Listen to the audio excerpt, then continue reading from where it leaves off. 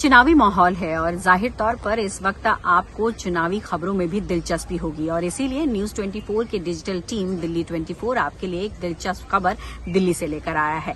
दिल्ली में तो आपको पता ही है कि आम आदमी पार्टी और कांग्रेस के बीच में सीट शेयर हो चुका है, यानी 4 और 3 का इक्वेशन है। 4 पर आम आदमी पार्टी ने अपने उम्मीदवार उतारे हैं तो 3 पर कांग्रेस अपने उम्मीदवार उतारेगी।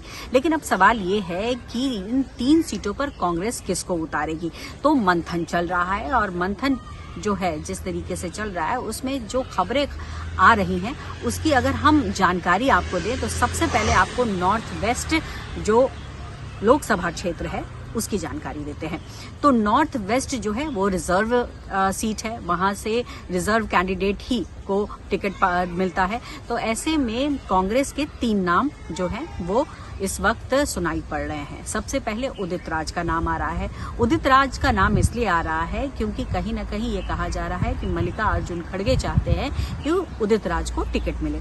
अब उनको टिकट क्यों मिले तो इसका समीकरण ये समझाती हूं मैं आपको कि जब पिछली बार चुनाव में उदित राज लड़े थे तो बेशक वो हार गए थे, लेकिन जब बीजेपी से वो चुनाव लड़े थे तो वो वहां से जीत गए थे। इसीलिए कहीं ना कहीं दाव उदित राज पर लगाने की बात आ रही है। इसके अलावा इस सीट से कृष्णा तीरथ का भी नाम आ रहा है क्योंकि कृष्णा तीरथ जो है वो भी रिजर्व कैटेगरी से आती हैं और वो मंत्री भी रही हैं कांग्रेस के सरकार में और कई बार वहां से जीती भी हैं। तो ऐसे में उनके नाम को लेकर भी काफी ज्यादा चर्चा हो रही है। साथ ही साथ ये चर्चा हो रही है कि राजकुमार चौहान को क्या टिकट दिया जा सकता है। राजकुमार चौहान जी हाँ दिल्ली में मंत्री रहे थे, शीला सरकार में उन्होंने कई पदभार संभाले थे। तो ये 3 नाम जो है वो नॉर्थ वेस्ट से सुनाई पड़ रहे हैं। नॉर्थ वेस्ट में एक बात और काफी दिलचस्प है कि जब पिछली बार चुनाव हुए तो वहां पर बीजेपी ने 60% वोट बटोरा था, यानी कि बाकी जो वोट थे वो बट गए थे। लेकिन इस बार जो है कोशिश ये की जा रही है कि तमाम वोटिंग परसेंटेज को समेटकर बीजेपी को टक्कर दिया जा सके। अब बढ़ते हैं चांदनी चौक सीट पर। चांदनी चौक सीट भी काफी दिलचस्प है। पिछली बार यहां से हर्षवर्धन जो है 52% वोट से जीते थे, लेकिन इस बार जो है अगर हम कांग्रेस की बात करें, कांग्रेस से नाम आ रहा है अलका लांबा का। अलका लांबा का नाम इसलिए आ रहा है क्योंकि आम आदमी पार्टी से वो इसी क्षेत्र से विधायक रही हैं, लेकिन वो विधायक थी। लोकसभा चुनाव के दौरान जब हम बात करते हैं तो एक कॉन्स्टिट्यूएंसी की बात नहीं हो रही होती है, लोकसभा में कई कॉन्स्टिट्यूएंसी यानी कई जो है क्षेत्र इसमें शामिल हो जाते हैं।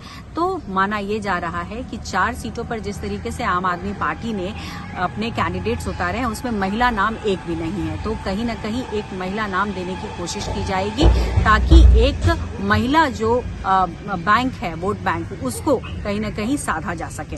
इसके अलावा और भी कई नाम आ रहे हैं। उसमें दूसरा जो अहम नाम आ रहा है वो है जेपी अग्रवाल का।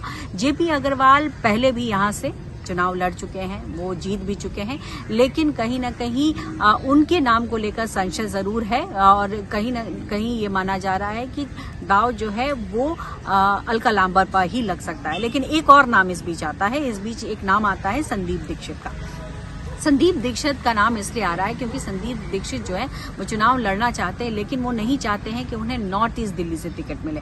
नॉर्थ ईस्ट दिल्ली से इसलिए टिकट नहीं चाहते हैं क्योंकि वहां ध्रुवीकरण का खतरा है, यानी इस सीट पर भी कांग्रेस की तरफ से 3 नाम उछलकर सामने आ रहे हैं। अब बढ़ते हैं हम नॉर्थ ईस्ट की तरफ। नॉर्थ ईस्ट एक ऐसा इलाका है जहां दिल्ली और यूपी का बॉर्डर लगता है और यहाँ सबसे ज्यादा ध्रुवीकरण का खतरा है।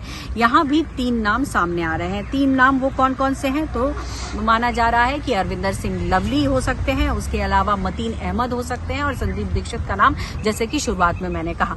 मतीन अहमद का नाम इसलिए यहाँ पर आ रहा है क्योंकि वो ऐसा क्षेत्र है जहाँ मुस्लिम बहुल्य इलाका भी माना जाता है और कई बार ध्रुवीकरण की वजह से आपने देखा भी है कि किस तरीके से वहां पर हालात हो जाते हैं। इसके अलावा जैसा कि अरविंदर सिंह लवली का नाम लिया मैंने, तो अरविंदर सिंह लवली हालांकि कहा जा रहा था कि ईस्ट दिल्ली से उनको टिकट मिलेगा, लेकिन आम आदमी पार्टी ने ईस्ट दिल्ली का जो इलाका है वो खुद अपने लिए रख लिया और इसीलिए कहा जा रहा है कि हो सकता है कि नॉर्थ ईस्ट दिल्ली से उनको टिकट मिले। हालांकि अगर सिख वोट की बात की जाए तो वहां सिर्फ 3 से 4% ही सिख वोट है। तो ये पूरा जो गणित है इस वक्त कांग्रेस की तरफ से यही समझ में आ रहा है कि तीनों क्षेत्रों में 3-3 नाम सामने आ रहे हैं, जिसमें से एक नाम पर कांग्रेस मुहर लगाएगी ताकि आने वाले चुनाव में बीजेपी को वो कड़ी टक्कर दे सके।